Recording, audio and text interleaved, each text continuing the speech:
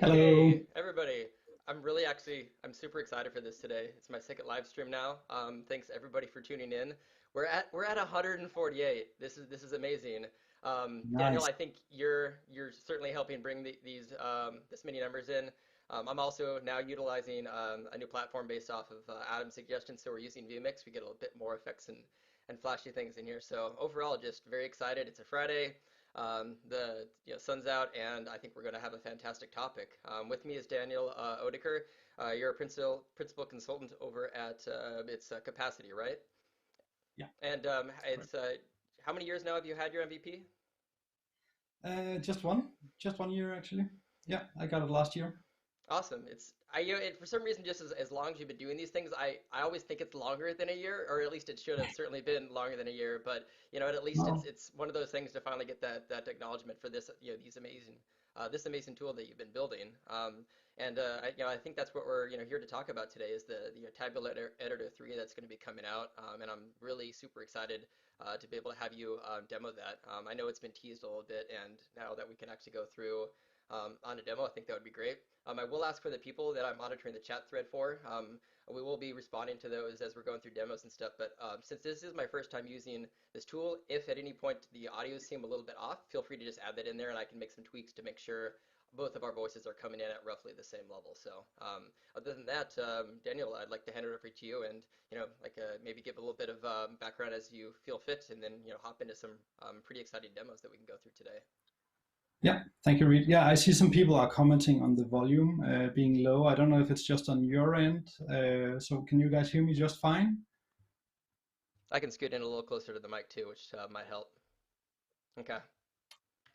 You Okay, can so you can I'm go and loud and I'll clear. yeah, Okay, yep. You can go and I'll okay, just I'll cool. just tweak it. Awesome.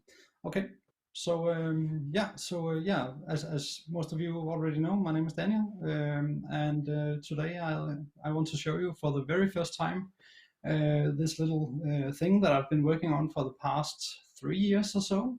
Basically, the evolution of this open source tabular editor that most of you guys probably already know. At least in this presentation, I will assume that you do have some knowledge of Tabular Editor and that you are at least a little bit familiar with it, because I'm going to focus mostly on some of the new features in Tabular Editor 3. Yeah, let's head over to my machine if you can fix that, Reed. Yep, absolutely. I'll go ahead and transition in. There we Awesome. go. All right, so here's the new logo, here's the new title of the product, Tabular Editor 3. And as the subtitle says here, this is going to be the ultimate data modeling tool for Power BI and analysis services, Tabular. So I have prepared this little demo for you, and hopefully you will soon see why I'm calling it the ultimate data modeling tool. So first up, what exactly is Tabular Editor 3? Just to bring everyone up to speed. Well, it's as I mentioned earlier, it's kind of an evolution of the open source Tabular Editor that you already know. It supports basically everything that the current open source Tabular Editor can do, and much more. Like it has a tons of new stuff, and you can probably already see some of this stuff on the screenshot here on the slide. And we'll go into all of this stuff in much more detail in a second. But just a couple of things to know before we get started is that this is once again a Windows desktop application. So there's no like cross-platform support for MacBooks or anything like that. You will need a Windows machine to run this. The product will also be commercially licensed for individuals, companies, and enterprises. If any of you expected a free tool, I'm afraid I'll have to disappoint you. This is going to be a commercial product, and on the next slide, I'll tell you a little bit more about that. And yeah, then again, it's the ultimate productivity tool, and in a moment you will see why. And Daniel, I just wanted, just as a quick pause, I've been waiting for one of these moments. Adam just did one of those like super sticker paid comments. So Adam, this effect is for you. I have that whenever somebody adds one of those. Yeah, so thank you so much for the donation. Awesome. Yeah. Yeah. So just a few more words here on why we're going commercial with this product. There are a couple of reasons for that. First of all, you will see a lot of features here that are really premium features. To be honest, there's several years of investment behind these features. We are also onboarding developers to have sort of like a full team of people working on this. So it won't just be me working on this on my own in my basement all the time. And this will enable us to provide much better support, provide some kind of liability as well. So larger companies who have been so far been hesitant to pick up open source tools will now be able to purchase this license and to use this fully supported product, just like any other commercial software that they would be wanting to invest in. Also, by going commercial, we can ensure that we can keep a high pace of innovation and deliver new features, listen to customer requests and deliver on that. And we just feel that this approach, because I mean, up until now, everything you know about the open source Tabular Editor has been stuff that I've been doing in my spare time. And it's just, I gotta put butter on the bread, right? So for that reason, if I want to do this full time, that's why we have to sort of change paces a little bit. I will not be able to share any details on the licensing terms on this presentation. We're still working on figuring those out. But as soon as we know a little bit more about that, we will of course announce all of those terms as well. So, and there will be multiple different kinds of licenses. Hopefully with suitable price points to match the different scenarios, different workloads that you guys are facing. And for the record, the existing version of Tabular Editor, Tabular Editor 2, 2.x, will remain free and open source, and I will of course do my best to keep it up to date as Microsoft releases new versions of the analysis services tabular object model.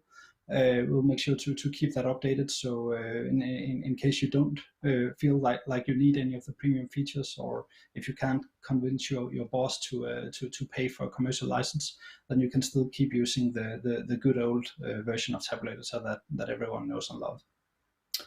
All right. So just a quick summary of some of the new features that I'm going to show you here in the demo. So first of all, there's a brand new UI, which I also hinted at on the screenshot a moment ago. Full high DPI support, multi-monitor, theming, all of that stuff. I know a lot of people have been asking for dark mode in Tabular Editor, and now I'm proud to present for the first time that will actually be possible. I love dark mode. Yeah, I know a lot of people do. I mean, that's kind of when you feel like a real programmer, a real basement dweller, then you gotta have dark mode, right? I'll say for all like developers, like our eyes, thank you. Like are the health and safety of our eyes is appreciated.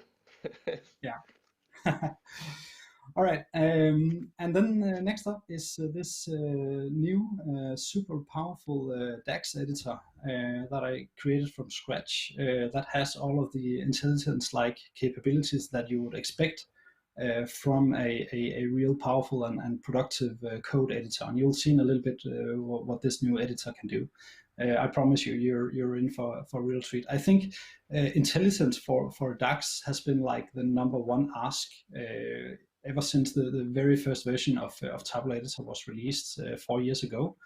And it's something, it's just really tricky to get right, because especially for a language like Dax, where a variable, for example, it's not just a variable. It can return a value, so a scalar value, but it could also return a table. And then in case it returns a table, you need to know, okay, so what are the columns on this table? What are their data types? and all of the stuff about row context, context transition, all of that stuff, you gotta have that built into the editor. Otherwise, your Intellisense will not be able to suggest columns based on the currently active row contexts and so on. So there's a lot of stuff going on there, and that's why it's not a trivial thing to get right. And I wanted to make sure that we got this absolutely right. So most of the investment over the past 2 or 3 years have been on writing this Dax parser and semantic analyzer, which is actually running under the hood within this new version of Tabular Editor, continuously analyzing all of the semantics of your model, even providing you with offline syntax checking and semantic checking capabilities. And you'll see in a little bit how that works. And all of this really enables this new Dax editor that you'll see, which is just going to, it's just going to take your Dax editing experience to a whole new level. You'll see in a little bit. And Daniel, like I'll even just mention from my perspective, like I was gracious enough to be able to test and to test out Tabular Editor 3 a little bit, and I know like being able to just have Intellisense by itself in there was absolutely fantastic. Like that made me use it so much more because I didn't have to kind of blindly write the code, and I would consider myself proficient in Dax, and it's still, when you start getting into variables, like you said, and nested calculations, I get lost easily if I don't have the Intellisense to help me with that. Yeah, absolutely. Yeah, and that's why, I mean, whenever I've been presenting Tabular Editor in the past, I've always said to people that Tabular Editor is not a tool for people who are new to Dax and tabular modeling and so on. And that's exactly one of the reasons, because it didn't have any Intellisense, anything like that. You'd have to be pretty knowledgeable in Dax, and you would have to know everything about calculated columns, measures, and so on. But now I actually believe that the new version of Tabular Editor will also be super powerful and helpful for even new developers who are new to Dax and tabular modeling. I agree. And I will just ask you one thing too, just in case we never end up getting stuck too long with a static screen. If there's any point that you want to elaborate on something and talk to a single point, just let me know and I can transition us back to the video feed too. Okay, cool. Yeah. And for just the channel chats, Ed, thanks for the donation. You get the hold on. There you go. Yeah, there we go. My favorite button. Okay, go ahead. Cool. So we have the diagram view. I believe that was visible on the screenshot a moment ago as well. So that's also one of the things that a lot of people have been asking about, being able to visually see the tables of the data model and the relationships and so on, and also being able to create relationships between tables, because the current experience was a little cumbersome, where you had to like right click, create a new relationship, and then assign the from column and to column. And if you had a large model with hundreds of tables, thousands of columns, it was just it wasn't a super useful experience, to be honest. With the new diagram view, as you'll see in a little bit, it's just the same drag and drop experience as you already know from Power BI. We have we have something called Dax Scripting, which is basically a way, and you'll see in a little bit how that works, where you can sort of collect all of your Dax semantics, your logic within a single script. So you can edit multiple measures, for example, through a single pane of glass, instead of having to click through the measure objects and editing their expressions one by one. I know especially Marco loves this feature. In fact, he also suggested it initially, and provided a lot of feedback on the syntax for the scripting language. So you'll see how that works shortly. There's also a macro recorder, and macros are basically, if you know from the current version of Tabular Editor, it has this advanced scripting functionality, which basically lets you type in C# style scripts, which would help you automate sort of repetitive tasks, for example, to automate the creation of time intelligence measures or stuff like that.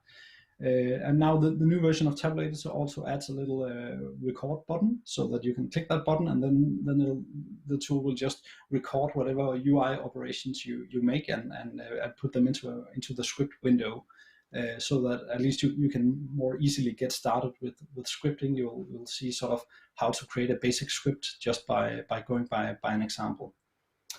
And then there's a bunch of new connected features. And connected features are features that are available as soon as Tabular Editor is also connected to an instance of analysis services. So that would mean in case Tabular Editor is connected to a Power BI desktop model, or if it's connected to a local instance of SQL Server Analysis Services or Azure Analysis Services, or even the Power BI Premium XML endpoint. In that case, you're not only working with metadata, but you also have the option of actually working with the data in the connected model. So that sort of unlocks a number of additional features. One of them we're going to see is the Workspace Mode, which allows you to sort of work with model metadata from a file structure and a database at the same time. So up until now, when you were working with the current version of Tabular Editor, you had to decide if you want to open the model metadata from a BIM file, or if you want to open the metadata directly from a deployed database. So you couldn't do both at once. And that also meant that if you wanted to save your changes to a database, you'd also have to remember to go and save the file. But now with the Workspace Mode, you can load your model metadata from a file and then simultaneously synchronize the metadata to a database that you decide, so that every time you hit the save button, it'll save your metadata changes both to the file system and also at the same time to the database. Someone is saying that you should keep the mouse cursor still. So I know I'm not touching my mouse, so I guess it has to be you. It shouldn't. Mine. Oh, mine's going over that. Sorry. Yeah. I will also say if you ever need to point to anything, the laser pointer option in the PowerPoint thing works really well. I didn't realize mine was being captured though. My bad. Once we go into the demo, I have Zoom it running on my machine, so I'll use that for highlighting stuff. So in addition to the new Workspace Mode, we have some other features that allow you to more easily work with the data that you have in your model. There's a table preview. There's a Dax query editor, so now you can write Dax code to query the model as well. There's even a pivot grid view, which is kind of similar to the pivot tables that you can create using Excel.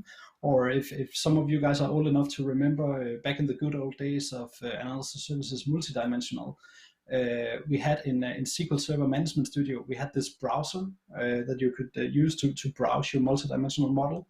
And this sort of provided this pivot grid-like interface where you could drag columns or you could drag dimension attributes into both rows and columns and so on. And now I sort of reintroduce this same pivot grid experience, which is very, very useful if you are trying to debug your DAX measures. We also have the option of refreshing the data in our model. So instead of having to open SQL Server Management Studio, for example, to perform a data refresh, you can now do that also directly from inside Tabular Editor, and it runs asynchronously in the background, so you can keep working on your local model metadata even while it's doing the refresh. Sounds good? Yep. All right. Okay. So let's see how it looks like. So you should be able to see my Windows machine here. Yep. So can see it nice and clear. Yeah, very good. All right, so let's just try to spin up the new tool. Let's maximize it a little bit here. No, actually, let's start off by just slightly making it a little bit smaller. So okay, so already now you can see that the UI is sort of completely different. It looks more like something like Visual Studio or something like that with all of the various areas here. And in fact, the UI is fully customizable, just like SQL Server Data Tools, Visual Studio, and so on. So for example, if you don't like that the Tom Explorer is over here on the right, in fact, let me just open a file here so we can see what's going on.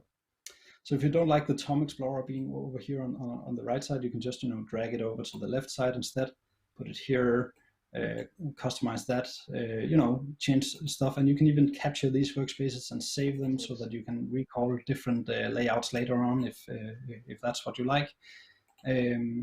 So switching back to the default here. So that's sort of just some of the features that you'd expect from a real productivity tool. And I mean, Visual Studio can do more or less the same thing with the shell. It also has the advantage that you can use multiple monitors. So if you want to float a window, you can just drag it out of there. And now if I had multiple monitors set up here, I could drag this window to my other monitor. And this is especially useful once you get to start working with the Dax code within your model, because then you can actually drag the scripts over to different monitors and so on. A lot of new stuff going on here. We'll go into all of this little by little. I also mentioned that there's theming support in this new edition here. So out of the box, it ships with a couple of themes. I haven't yet decided if I want to allow people to sort of define their own themes. It is possible with the UI framework that I'm using, but for now, at least, it just has these basic themes. One of them, of course, is the dark mode. So if you're a basement dweller like me, you probably prefer to look at stuff this way. For the demo, though, I'm going to switch back to the blue screen, since I have some controls that are still not being styled correctly. So it's just going to look a little funky if we keep it in the dark mode. All right, so that's a little bit about the premium UI. I also mentioned that it's high DPI, and you can actually see that if I use Zoom it here to zoom in a little bit, you can see that everything is still crisp and clear, even when I zoom in by a factor of 2. So those of you with high DPI monitors will probably appreciate that, instead of everything being blurry like you're used to in the version. So yeah, so a lot of stuff going on. Next up, I wanted to show you this new this new Dax editor that I've been working on. So let's start off slowly by just clicking on one of the measures that we have in the model. Let's go with the internet order lines count. So just like the old version of Tabular Editor, whatever measure you click on here will display its expression up here. Now, some objects can have multiple types of expressions. For example, KPIs can have both status expressions, target expressions, and so on. And there's this little drop down here so that you can switch between them. But then let's see some Intellisense in action. So for now, let's go here. Let's put a little plus, and here we go. So here's the suggestions, right? So right now, what I'm typing here is outside of any row context or anything. It's just a measure expression. So of course, it's going to suggest other measures. It's going to suggest functions that return a scalar value, all of that stuff. And you can do incremental search. So if you wanted to add something like internet total freight, you could just type the first few letters of internet total freight, hit the tab button, and there you go. You get this measure referenced right there and then. We can also look at how I mentioned earlier that that we have the full semantic analysis. The editor knows about the row context and so on. And you can see even the little call tips here at the top of the screen showing the description of the function and the parameters of the function and so on. Let's go with SumX. We even provide some additional information here, like, so right now the first parameter we supply to SumX is the iterator. So we put a little iterator label here to show you that, yeah, you need to put a table expression here, which is the one that the SumX function is going to iterate. And then, of course, if you pop up the Intellisense bar again, or you can start typing something, then it'll, of course, show you all of the expressions that you could create Dax functions or table references, because right now it is expecting a table. So it doesn't put any measures here, because the first parameter to SumX should be a table, right? So if we put something like product and then go over to the next expression, you can see now the little call tip here shows you that now we're going to work in a row context. So this is a helpful reminder for if you're new to Dax and trying to figure out how this stuff works. It's almost like these kind of things should be in Intellisense by default, right? Like, I like how it's not only working as well as what's in Power BI Desktop, but it actually provides additional, like, literal context on what type of context you're providing. So I think that's really helpful for people learning and then reminding themselves what position they are in terms of what they're applying within the formula. Yeah, and see, this was sort of my goal from the beginning, that I didn't just want to provide some sort of Intellisense. I wanted to provide the best possible Intellisense experience. And in fact, we don't call it Intellisense because I think Intellisense is actually trademarked by Microsoft. So I just want to, I was just going to quickly say, I just wanted to say this one comment I think stands out of like the things that you're putting in here. You get MVP for life for this, by the way. Well, thank you, thank you. Yeah, actually, we call this this functionality that you see here, we call it autocomplete, because that's not a trademarked term. So just to be sure that we don't step on anyone's toes. Sure, But sure. of course, all of you guys know this as Intellisense. And yeah, so here you see an example of the editor actually knowing about the current row context. So it's providing all of these columns here from the product table, because that's in the row context of the iterator here. So if we pick up one of them, you can see it just works. Oh, and also, by the way, if I make some mistake here, for example, take a look at how we're now getting this this little red squiggly line telling us that there's a mistake. And also here down at the messages area, we can see that our expression editor provides the error message. And you know what? What if we have two mistakes? Well, then we just get two squiggly lines. So I believe Power BI Desktop is not even able to Wait. show you this. It's just going to show you one of the errors, right? Yeah, Um, you get you get a single just error in general, but I don't think it's you get multi-part errors. If you fix one, then it basically goes to the next one, but you can't look at both simultaneously, similar to Power Query. yeah, That's yeah. fantastic. And now, what happens when we accept the expression? So basically, at this point, we haven't actually saved this expression into the metadata of the model. But let's try to do that just to see what's going on. So we hit the F5, or we could just jump over to any other measure. Then you can see it indicates that now there's an issue here with this little red bullet. I'm probably going to change this into some other kind of icon. But if you guys remember from the old version of Tabular Editor, it was just going to show you these little blue question marks. And that's because the old version was not able to analyze the semantics of the measures in order to figure out if there was a mistake. But now we actually know there's an error, so we just show that with this little red icon, and we can go in and we can fix it. So in this case, let me just get rid of this stuff here. Let's fix this back up. And this also works in a cascading manner. So for example, when you have the dependencies, and we know that internet total sales is also being used by total sales and internet current quarter sales and all of those dependent measures. If you introduce an error here, then it's also going to show the little red icon on those measures that depend on that other measure, right? So you have to go in and fix the error. But of course, the message grid down here at the bottom of the screen will quickly let you identify the root cause of this error. So you can see here where it says, so most of these. Okay, so let me filter to only view errors here. Don't care about the warnings for now.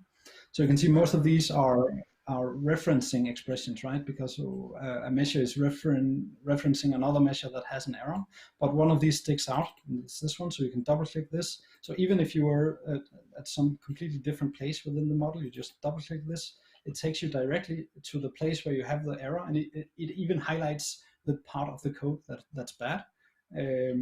And so yeah, so go ahead, fix it, hit save, and there we go, no more errors. So we can safely deploy our model. And So Daniel, just really quickly, I think we have one question from Jeffrey Weir. Let's see if let's pop that up onto the screen. Wondering if you wanted to talk about this. It looked like an interesting question. yeah, unfortunately, the answer is yes, it's still going to cause an error, because Tabular Editor cannot fix up the visual metadata in your Power BI report. So you have to think of it as if you are changing the names of measures in a remote analysis services tabular model, and then you have some people using that tabular model in their report. Then you basically have to instruct these people to recreate their visuals based on the new names. So that's why, I mean, every time when you're designing models, you always have to put a lot of thought into your naming from the get-go, because once you start to have users that are connecting to that model or to that data set, and they create their reports, well, at some point, if you're changing a name later on, stuff is just going to break. Simple as that. Perfect, thank you. Cool. Okay, so yeah, so there's so much other stuff I want to show you about the editor itself. In fact, I have this little example that I wanted to show you, but before doing that, let me just quickly go over and show you. So I mentioned we have this workspace mode. So let me just try to launch Tabular Editor once again. I feel like just that to show you. the Dax editor is almost the worth the price of admission alone, just to be able to have like because Dax Studio is great, but just having that instant write back ability is oh it's so lovely. Like Yeah, ever since yeah, like I started using the beta, like I've been building all of my measures in Tabular Editor 3 now. It's beautiful. yeah. And it's about to get a lot better, as you'll see Oh later in the demo. yeah. Yeah. So let me show you, tell you a little bit about the workspace mode that I mentioned earlier in the presentation. So now what I'm going to do is I'm going to load this model.bim file, which contains this boring AdventureWorks model, same as before. It's just the JSON file that defines all of the metadata of this model.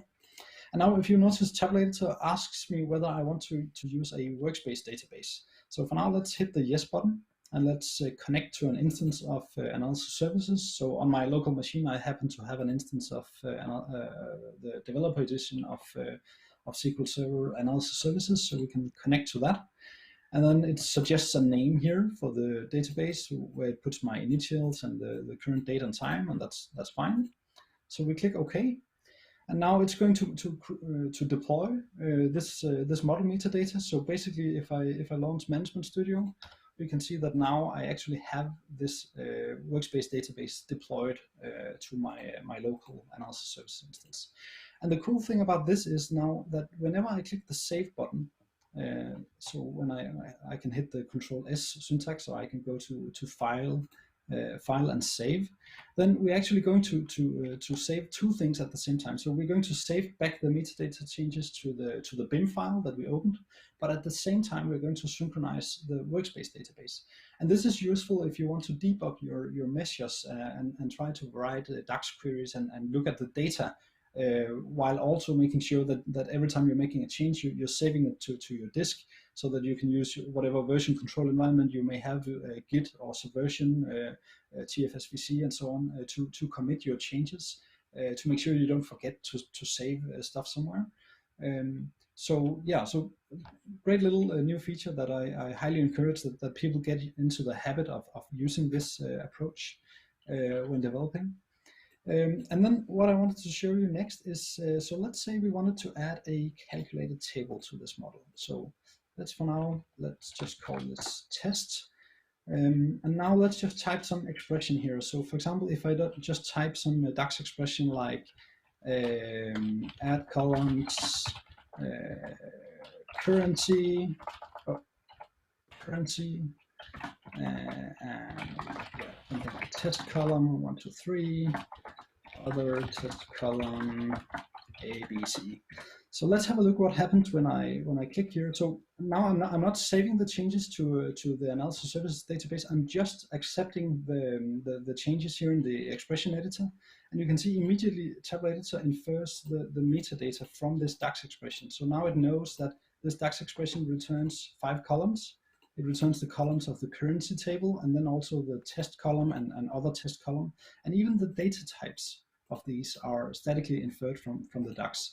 So remember, I haven't hit the save button yet, so I haven't actually saved these changes to the database, which was something you would have to do in the past in order for Tabular Editor to know what columns results from a calculated table expression like this one. But now, thanks to the Dax parser and Semantic Analyzer, it can actually do this for you, even when you're not connected to analysis services.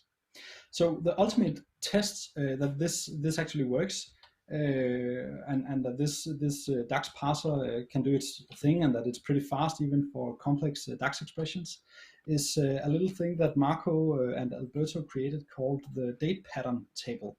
So if you take a look at this file, so this is just a text file containing a lot of Dax code. I don't know if you guys are familiar with this. Let me try to open it here in Notepad. You can see just lots and lots of Dax code here. I can't imagine how much time Marco and Alberto have spent writing this. And you'll see the size of this file is a whopping 65 kilobytes. So this is 65 kilobytes of Dax code that I'm now going to copy and completely effortlessly put into my calculated table expression. So here we go, 1,500 lines of code, ladies and gentlemen. I think if you did this in Power BI Desktop, it would probably blow up or something. And then we just hit the little accept button, and boom, there we go, 113 columns right away, and all of the data types are correctly inferred the way they should be. If my mic And wasn't attached to the boom, I'd drop it for you. so let's see. Let's try to change some of this stuff. So, for example, here we have a one of the output columns here is called calendar date previous month. So just so you can see that I'm not tricking you, you can see even the little Intellisense or the call tip thing shows up here at the top of the screen, even when we're working with a massive Dax expression like this one. And we just type something in here, and we hit the accept button, and you can see immediately it pops up over here with the changed column name. So it just works the way you would expect it, even with this massive amount of Dax code. And this is actually a nice opportunity to show some of the other features that this new editor has. So for example, let's say that, so here's a variable, right? So and you can hover over this variable. It'll tell you that this variable is a scalar. The data type of this variable is integer 64. Let's say that you're not that satisfied with the name of this variable. Now you decide to change it. So first of all, in most text editors, you could of course do some kind of search and replace, but since variables have scope in a Dax expression, you could risk replacing another version of the variable with the same name somewhere else in the code, and that would actually break your code. So instead of doing that, this new editor offers this rename variable functionality, which basically ensures that it selects only the variable and all references to this exact version of the variable anywhere in the code. And then you can just go ahead and type some things, and you can see the full expression is still valid. Now, if I did something like this, of course, I would get an error message because now this does not have the correct name. So yeah, refactoring of expressions, all of that stuff you would normally expect from a full-fledged code editor. So if any of you have experience with products like VS Code or Visual Studio for C# development, you will know that these are features that are just there out of the box, and developers expect these features to be there. So now, for the first time, we also have this available for Dax editing. And Daniel, Marco was actually just quickly asking, did you show the collapse code already? Well, I didn't because right now I didn't customize my editor to show that, but we can of course do that. So we go to the Dax Editor tab. Hang on, I think isn't that showing? Is that an option where you can actually open and collapse like indented parts of the code? Yeah, it's called code folding. Stop showing me all these things that I like. It's hard to pick what my favorite is. For some reason, it's not showing up here in this. Oh, yeah, here we go. So here okay, so it might be something to do with the scaling that I'll have to look into. But you can press this minus button here, so you can just go ahead and collapse all of these. Just stop. How are there so many? There's so many features in this. This is amazing. It's a product. And it adds an ellipses. I just want to point out, like when it's collapsed, because the plus and minus can be hard to read. It adds an ellipses next to it to make it very clear that has also been collapsed. So I like that additional indicator in there. Yeah, and also take a look at the tooltip here showing you. So I'm hovering over the name of a variable, and it says, hey, this variable is a table. It has 8 columns, and these are the first four columns on the variable, something like that. That's so cool. Yeah, a pretty neat editor, if I say so myself. Hopefully you will like it once you start to use it. So let's see what else we can do. So going back to now, we are still in this workspace mode, right? So right now, if I wanted to look what data I had in this table, I could actually preview the data. But here I'm going to get an error. It's saying, hey, I cannot find this table. And that's the analysis services engine actually telling us this error. And you can see at the top of the screen, we get this message saying you have made structural changes to the model metadata which have not yet been synchronized. And that's because we didn't click the save button yet. So we didn't actually save any of these changes to analysis services. So analysis services doesn't know that there's a table there called tests. So let's click the save button. There we go. Now our workspace database has been updated, and we also saved the updated metadata to the disk.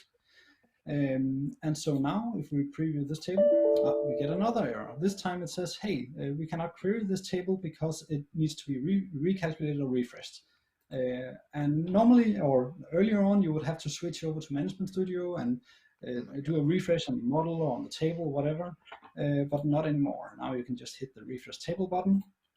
And then we have this data refresh tab. You can see now it's doing a full refresh. It did that asynchronously. We get the little check mark here saying it's completed. So going back here, right-clicking, previewing data, here we go. And again, keep in mind that this is not just, I mean, let's, since now I'm working with a workspace model that we just deployed, so none of these tables have any data. They're all empty except for the test table. So we can also do a refresh at the model level. It runs here on the data refresh tab. You can even view the progress of the various partitions and so on that are being populated with data. It just goes on in the background. We can still keep working and typing in new Dax expressions and so on. We just won't be able to save the metadata changes to the database while it's processing. So if we try that, we get a warning saying that well, we have saved the metadata to the source file on the disk, but we are not able to synchronize the analysis services model while the data refresh is in progress. Now it has finished, so now we can click save. We don't get the warning anymore, and now we can also look at the data in these other tables. So notice how now I have a preview open for both the test table and the internet sales table. I can even drag this into a new window, put it up on my other monitor if I have that, so that I can keep browsing all of my tables. I have infinite scrolling. I can I can put filters on the columns if I just wanted to see specific values. All of that stuff that you would expect to be there when you're really doing tabular modeling, right? I know this is one of the features that people have asked in for years. Can Power BI Desktop do this? Because Visual Studio's been able to do it forever, or SQL Server Management Studio. So for developers, having that multi-monitor set up to compartmentalize all this is such a wonderful add. Absolutely, yeah. Because I mean, how many developers are sufficient with just having a single monitor, right? I mean, you want to have one monitor for all your Dax code, another one to view your model diagram and so on. So yeah, you just need that stuff. So next up is actually querying the model. So you see the little buttons up here can do various stuff. If you click this one, you get a Dax query interface. So this is a good old evaluate, summarize columns. Let's go with product color, tests, internet total sales, and we hit F5, and there we go. We see the result down here. You can even have multiple result sets if you like. You can switch between them. This is sort of similar to Dax Studio, except that Tabular Editor does not offer anything to measure the performance. I will leave that to Darren because he has a lot of experience in that area. So this is mostly just for debugging your Dax expressions. And now a cool thing we can do. So since we're now querying the internet total sales measure, if we want to change that expression a little bit and we want to see how that change reflects in a query such as this, you'll notice that here we have something called auto execute Dax query. So this guy will make sure that this query gets refreshed whenever you make a change. So whenever you synchronize your model, basically. So to see it in action, let's bring this over to. Let me close this guy, and then let's bring this here to the horizontal tab, and let's find our internet total sales measure. Oh, and in fact, there's a new an updated search mechanism here that makes it easy to locate your items across many things, and you can filter by object type and so on. So here's our internet total sales measure expression. Let's multiply this by 0.9, and then we hit the save button, and then notice how okay, so nothing happened. Or did it? Let's try again. Oh yeah, okay, so here we go. So not sure what happened there, but never mind. Keep an eye on the numbers here at the in the grid. And now when I change this expression, when I multiply by something and I hit save, then you see the figures here update immediately. And you can do this not only with Dax queries, you can also use this new pivot grid view where you just drag in the internet total sales measure. And then you want to drag in something like, I don't know, product color, rows, and maybe you want to have the product class on columns. And then once again, going back to total sales, and we can just click the little back button here to go back to the measure we saw before, navigating back through the measures that we selected. So we change something here. Now we multiply by 15.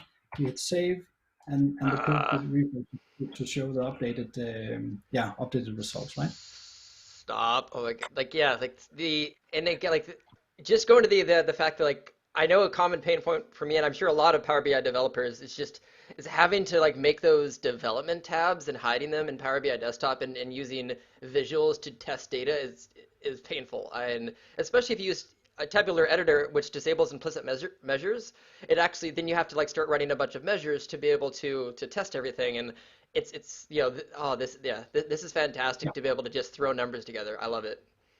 So forget anything about data visualization, anything about creating nice reports. This is just for the data modeling professionals out there that want to create good quality models that has awesome DAX logic, all of that stuff, and they want to test it in various different ways. So either by writing DAX queries or by just using this pivot grid, it just, your productivity will just skyrocket once you start to use it. Absolutely. And speaking of productivity, so one of the pain points that I have about the current version of Tabular Editor is how it can be a little different to navigate back and forth between. So if you have many measures in your model and you want to locate some specific logic and see how it relates to a different measure and so on, it's a little annoying to have to go back and forth between different measures. So what if there was a way to bring in the logic from multiple measures into a single script view? So that you could consider the logic on those measures simultaneously. Well, with the new version of Tabular Editor, that is possible. So you can either choose to multi-select a range of measures, right-click, script the DAX, or you can do it at the table level as well to script out all the measures, or even at the model level if you're brave enough to view all your 1,000 measures in a single place. For now, just to keep things simple, let's just go with scripting the measures on the internet sales table. So we click here. Immediately we get a new script editor window, and I'm running out of real estate here on my one monitor. So hopefully you can now appreciate why it would be good to have multiple monitors when working with this. For now, let's I need this for the demo, but let me bring this up here. Let's close the DAX query and let's bring this over to the right. Let's collapse this a little more. Yeah, so here we have this so-called Dax Script, where you can see the syntax here. We're allowing you to define measures. It will also work, of course, for calculated columns, calculated tables, and calculation items on calculation groups. So, and you can even format everything here at once. So now all of these measures are formatted, and this Dax script allows you to work not only with the Dax expression on the measures, but also with some of the basic properties. So like stuff like format strings, descriptions, and so on can be set directly from inside this script view.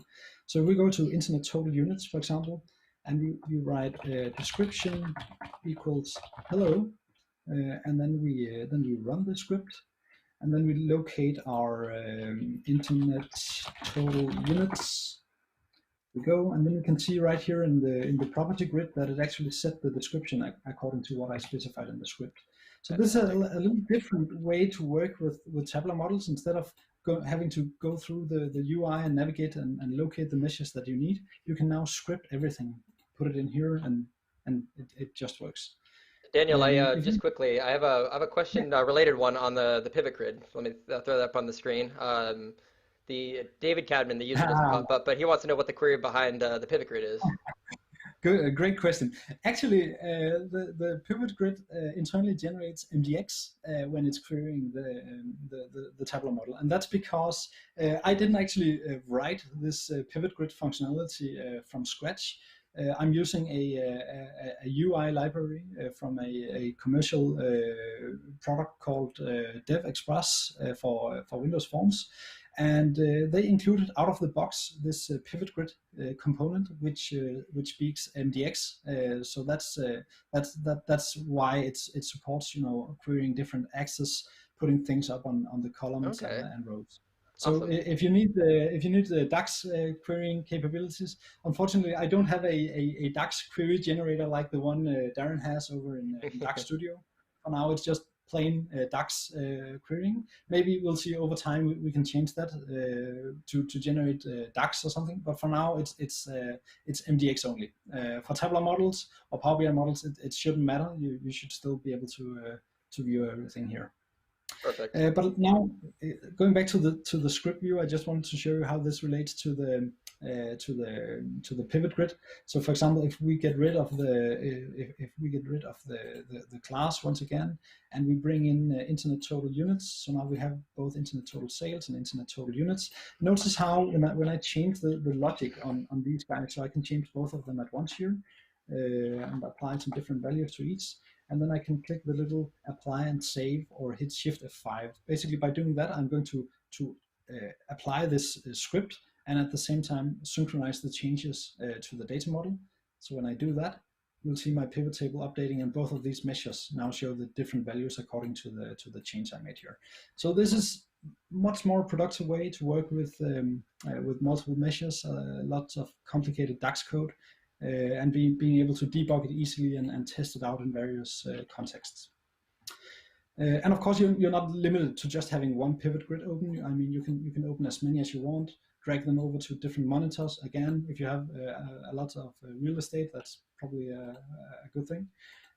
So yeah, so go nuts. Let's see. Wow, I'm running out of time. I want to make sure I cover all of the. And if we need to go a little bit over, I'm happy to as well. Like if you have the time, I'm sure everybody here is also fine. Stay in a few extra minutes. So. Okay, absolutely. Yeah, there probably won't be much time for questions, but okay, we'll just focus on the features for now, and we'll have the opportunity to ask questions later. Another feature that a lot of people have been asking for is the ability to sort of view a graphical representation of the model metadata, because the way Tabular Editor works today is that you can view the tables, and then if you want to see what relationships are there, you can expand them. But it's a little difficult to understand by looking at this, saying, okay, so which of my tables are actually filtering internet sales and so on.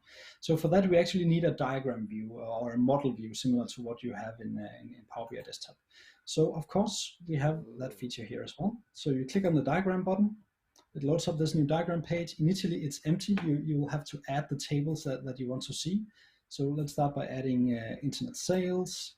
Here we go. You can zoom out, zoom in. You can scroll to view all of the columns. But the most important feature is that you can actually right-click this table, and then you can choose to view all of the related tables or just the tables that filter this table. So let's click this option. Let's also auto-arrange this. And here we go. We're starting to get a nice little diagram view here, so we can see how our model is set up. And you can do stuff like, if you click on one of the relationships, it'll highlight the columns that participate in that relationship. Or if you go the opposite direction, you click on a column, it'll show you which relationships are related to that column. And you can, edit relationships. You can deactivate a relationship. It'll show up in a dashed way. And of course, you can add new relationships to the model. So if I get rid of the product key relationship here, so we delete how does the auto arrange work? I'm curious. Like I'm wondering what it looks like when it auto arranges. I know the one in Power BI doesn't do a very good job of auto arranging. Yeah, I have no idea. Again, this is some of the functionality that I'm getting out of the box thanks to this framework I'm using. I have some options to tweak it and customize it, but actually arranging tables in a diagram is not a trivial thing. I mean, it's that people have been writing studies on how to do it, and there are lots of different algorithms. Wow. So I didn't actually implement my own. I just used the one that shipped out of the box with the diagram tool that I'm using here. And I'm actually pretty happy with the result after customizing it and tweaking it a little bit. There might still be additional stuff that needs to be tweaked over time, but so far I think it does a pretty good job of just displaying you how your model looks like and how things are related to one another. Fantastic. And then, of course, once again, you're not just limited to having only one of these diagrams. You can, again, create as many as you want. They will just show up as individual tabs. So let's create another one for resale sales. Let's also add the date table. And here you can see even when you have like multiple relationships, you can quickly identify which columns participate across these relationships and so on. Right now in this beta, there's no way to save a diagram. It's just sort of, it just disappears when you close Tabular Editor. But I have plans to add functionality. So if you spend a lot of time carefully putting tables in different positions in the diagram, of course you want to be able to save that positioning information. And so the plan is to save that metadata as an annotation on the model, so that there's a way to quickly, so imagine there'll be a diagrams folder or something like that here, from where you can then quickly load your diagrams back up. I had a couple of just interesting comments. Not necessarily a question, but there was a really good comment again from Jeffrey Weir. And it looks like it cuts part of it off, so I'll read the rest of it. Is be able to, when he clicks on a relationship, to see the two keys on either side, even if it's not in the scroll bar. So like basically have it actually scroll to and then highlight the current key between that relationship. Because I know in Power BI sometimes you have to click it and then you have to scroll through to find that highlighted field. Yeah. So that was a very interesting comment. So columns by default will be ordered by name, except for columns that are participating in relationships. They'll be shown at the top of the table. So kind of like the recent changes that they had to the model view in Power BI as well, or sorry, relationship view. Yep. And of course, this is an area where there are probably tons of minor improvements like that you can make, and we're very open for any feedback along the way. So just let us know if you feel that things would work better, if it worked in a slightly different way. Just let us know, and we'll look into it. Awesome. Cool. Let's see what else we got. I think we're actually pretty good in covering most of the features. The last thing I want to show is the new macro recording functionality. So you already know Tabular Editor has this scripting functionality where you can write C#-like scripts to automate stuff. Well, if you don't know any C#, there's good news here, because now we have this little record button up here. So let me bring this down here, and let's hit the record button. And now let's try to add a new calculated column to my internet sales table. Let's call this something like, I don't know, profit margin. And immediately you can see the macro recorder generated the first line of code here saying, hey, now we add a new calculated column to internet sales, and that column should be called profit margin. And then if we go into that column and change the expression, for example, we want to call something like, I don't know, sales amount, less discount amount, and we apply that. We'll see we get the next few lines of code here for setting the expression on the column, applying the data type changes, and maybe even if we go and set, so for numeric columns in a table, you shouldn't allow people to create implicit measures. So you should go and set the summarize by property to none. And you do that, and then the macro recorder generates the script for that as well. So now let's stop the recording, and now we can see that if we just replay this, so we click the play button. So we already have one profit margin column here. So if you run this script once again, we'll see now we have another one, profit margin 1, and we can run this as many times as we want, and it just sort of executes this again. And then of course we can tweak the script any way we like. And of course, we can also, so just get rid of these columns once again. That's the first crash of the day. I think that's that's a pretty good track record so far, but it's still to be expected being a beta version. And we've gotten 50 minutes into a demo, and that's the first one. So that's impressive for a beta version. I'm actually pretty surprised that it hadn't happened up until this point. While you're booting it up, I just had a really quick question from somebody who's been super curious about this integration. So there you go, pop that up. He's wanting to know, Marco said to ask you whether or not it supports Git integration. Yeah, a good question. It's on the roadmap, but at initial release, there's going to be no Git integration. But it's definitely something I want to have in there so that you can commit your changes directly from inside Tabular Editor, so you don't have to switch over to any other tool. But for now, the command line is your best friend, or maybe the Visual Studio Team Explorer. That's up to you. Perfect. Oh, interesting. Here's one last question actually directly related to what you're covering right now is Intellisense inside of the script editor for the C# script. Not right now, but there is going to be some Intellisense similar to what we had in the previous version of Tabular Editor, which actually featured. So let me just quickly bring that up. So the old version of Tabular Editor actually had some intelligence going on when you were in the scripting view. So typing model, it would show you the methods, the properties, and so on. So it's going to have something similar to this. All right, so I have the script now. We saw that we could execute the script.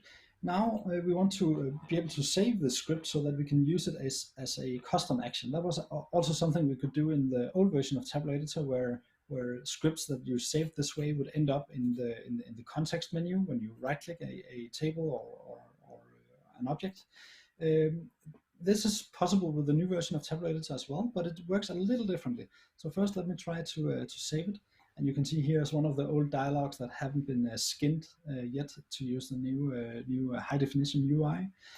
For now, let's just type a name for this, create column, just putting the name here, and then hitting the OK button. And then nothing happens really. It doesn't show up anywhere, and that's because in order to provide a consistent experience with the UI, so everything in the UI is fully customizable. So there's this customization box that you know from tools like Microsoft Office, like Visual Studio, and so on, where you can even create new toolbars. So first, let's create one here called My Custom Scripts. So here we go. Here we have a new toolbar. We can float it if we like, and then we have all of the commands. So these are all of the UI commands that are available. So for example, on the Tom Explorer, you can show and hide stuff. You can you can tailor the UI to look and feel any way you like. And of course, the new script that we created here is now available as a custom action, which integrates directly into the UI. So we can drag it over here in our new toolbox. And imagine you had a lot of these different scripts. Well, then you could enhance the UI with all of these and put them anywhere you like, drag it up on the toolbar. I am also thinking of providing some option where you can add your own icons to these if you like to have it look a little more pretty than just having the names. But then just to see that it works, when we click one of these, we should see that we get one of these profit margin columns. Let's click a few more times just to see that it actually works. Yeah, here we go. So I think that about covers all of the major new features that you see in the tool. Is there any quick access like option where similar to like other things you can pin select icons or other actions to like the very top depending on what ribbon you're on, etc. or anything or No, and actually I haven't investigated if that's an option with the toolkit I'm using, but you can always, create your own toolbar, move it up here. That's true. That's very true. Yeah. Okay, yeah. So I guess if you move it above the file menu, you're essentially basically in the same spot, already creating a kind of a quick access bar for you, anyways. Yeah, more or less, and then you can move up all of the stuff that you use the most often up here, and yeah, basically you can put a toolbar on the side. It's just standard toolbar functionality that you know from other similar shells like Visual Studio, Management Studio, and so on. I can switch back All right. over to us, and then I can field some questions to you. Let me go. Oh yeah. Yeah, Go just go ahead and finish what you have right here. I didn't. You have one more slide, so that's fine. Yeah. So this is just to inform you that we're aiming for releasing this commercially in the first quarter of the new year, and that's actually a typo here. It should of course be 2021, not 2020. So first quarter next year, this will be officially released. As of today, there's a preview that you can sign up for. We're not going to give everyone access to the preview, but if you go to this link, there's a questionnaire. There's a bunch of questions we'd like you to answer, a little bit about your workflow, your company, and so on. And then if you do that, we may pick you for going into the preview and evaluating the product. In that case, it's not like we have any NDA or anything like that. So if you are selected for participating in the preview, please feel free to generate hype, post about it on social media and so on. That's perfectly acceptable.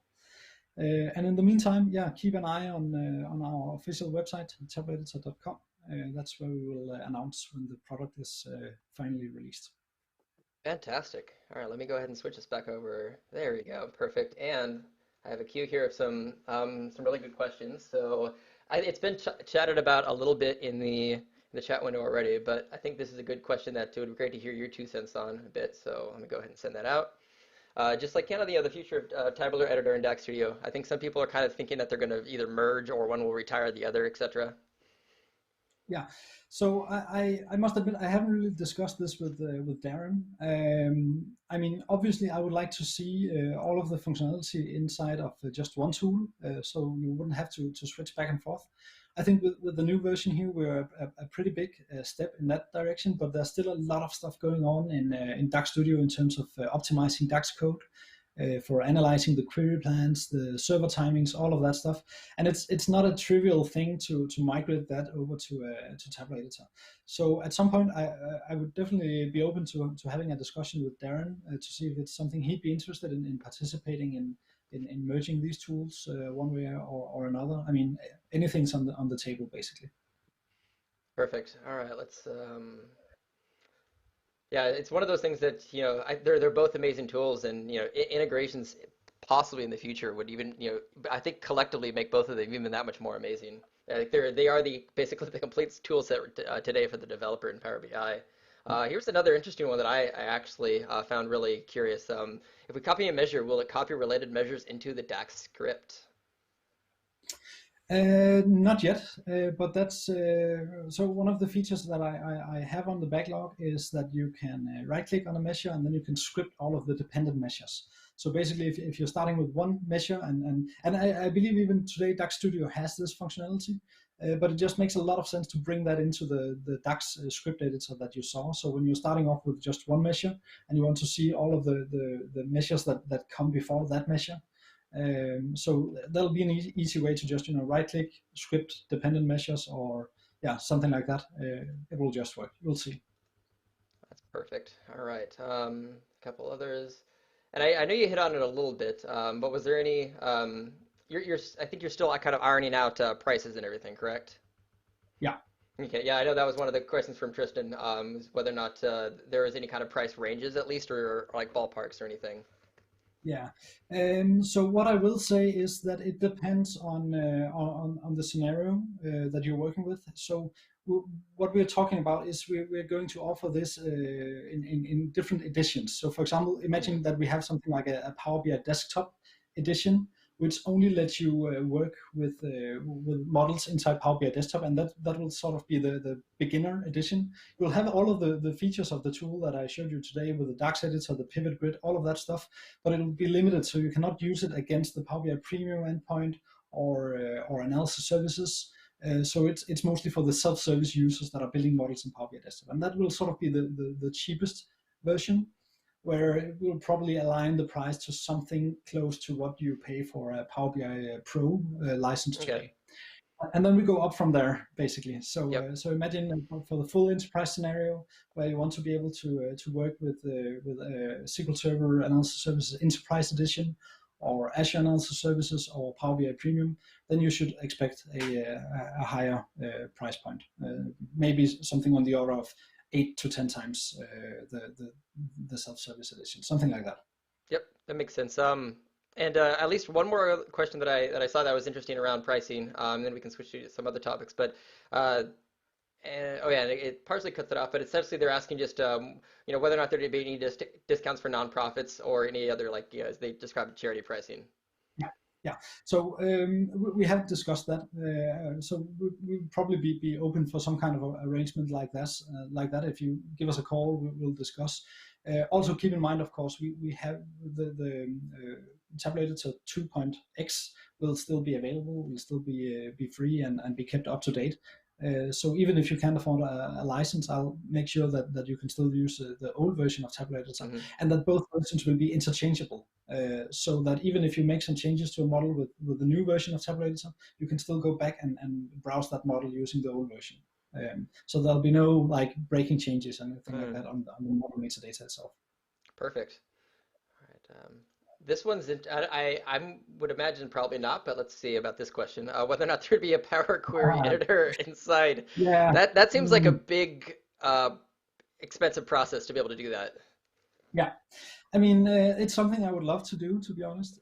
But the thing is, Microsoft did not provide any APIs for Mm, working with Power Query. So that means, I mean, we could certainly provide the editor itself, but it would be pretty difficult to have, Intellisense-like features. yeah. We could probably do something, but the main issue is that Tabular Editor would have no way of actually evaluating the Power Query expression to sort of figure out what table schema would be coming out of a Power Query expression. And that's basically what you would need Mm, it for, right? So if you're changing the Power Query expression of a table, you want to see, okay, what are the updated columns that result from that change? There's no way we can do that offline because there's no API for executing Power Query expressions and looking at what comes out of that. So yep. that will probably require some hybrid approach. Yeah. And again, it's not even supported for Power BI Desktop for an external tool to go in and fiddle with the Power Query expressions. So yeah, um, if we ever get the possibility, if there's one day an API or something like that that we can use, then we will definitely have it. But until then, I'm afraid we don't have any good solution for that. I imagine something to, there's actually a follow-up comment kind of on this, which is what I think, which would be more probable than a full Power Query editor with UI seems like that would be a very daunting task to undertake, but something more of Yeah, like and just a basic M parser seems like that's something that's slightly more likely, because at least it's more yeah. simplified. It's just the code. And I mean, for just doing basic syntax checking, I guess it's possible Hmm. without too much investment. But the problem is that you have to remember that Power Query is not just an offline language. The Power Query engine Mm, has all of the connectivity to various data sources. It can connect yeah. to SAP BW, it can connect to flat files, XML files, you name it.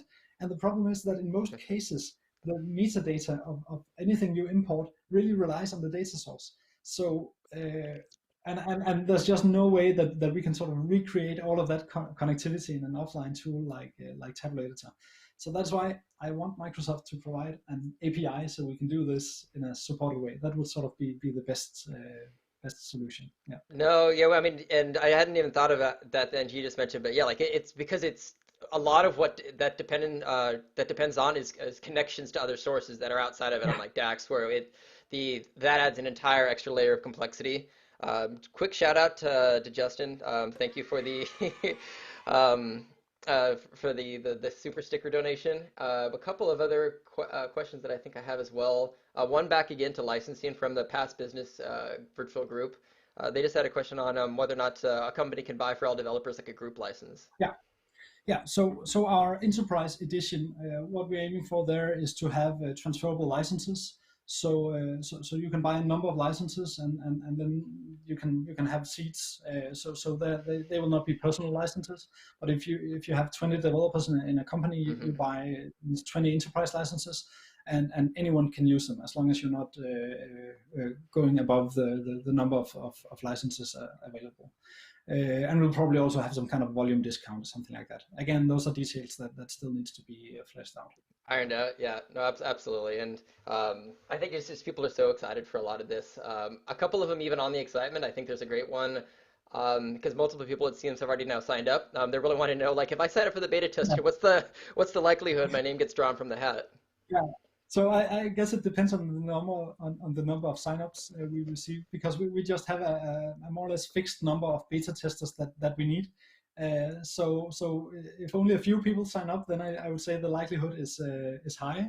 But if I suddenly have 1,000 requests to become beta testers, then the probability will probably be pretty low. But if you decide to fill out the form, please spend some time answering the questions, writing comments. We'll definitely look at all submissions and pick. Yeah, All right, I'm checking to see if there's any others. I don't think I see too many other comments or question, better said questions. Uh, Outside of the ones that kind of, again, a lot of them kind of were self-answered. Adam and Marco actually did a fantastic job of answering a lot of the forum questions that were in there. And Marco fielded quite a bit of some of the features already that you had in there. So that was very helpful yeah. for both of them. Thank you, Marco. That's Yeah, helpful. he just had to hop off. But I think other than that, Okay, here we go. I was saying one just now popped in, so let me go ahead and throw that up here, and otherwise I think we can wrap up. Um, yeah, so this is the plan that any sort of UI action, so any of the little buttons and the custom actions that you added, all of this will be fully customizable, even with the custom shortcuts that you can apply. Yeah. Perfect.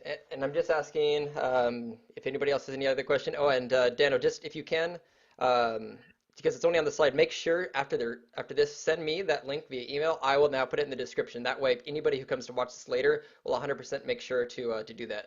So we'll do that right after this. Um, I can put it in the chat if you oh like, or yeah, maybe if you put it in the video description or something afterwards. Yeah, Adam actually just mentioned to put it in the video description, so I will make sure to do that.